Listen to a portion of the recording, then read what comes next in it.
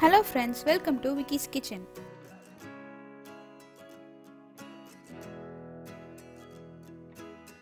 இன்னும் நீங்க என் சேனலுக்கு சப்ஸ்கிரைப் பண்ணலனா மறக்காம சப்ஸ்கிரைப் பண்ணிடுங்க.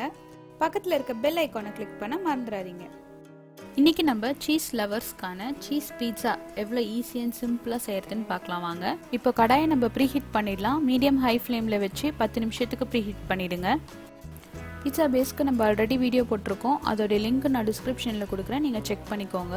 இப்போ ஒரு ஃபோக்கால் இது போல் குத்தி விட்டுக்கோங்க. இதுக்கு மேலே 2 டேபிள் ஸ்பூன் கெட்சப் ஈவனாக ஸ்ப்ரெட் பண்ணிக்கோங்க.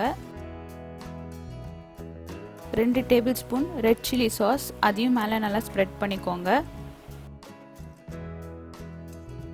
ஃபைனலாக மொசரெல்லா சீஸ் கிரேட் பண்ணி வச்சுருக்கேன், அதை மேலே தூவிடலாம்.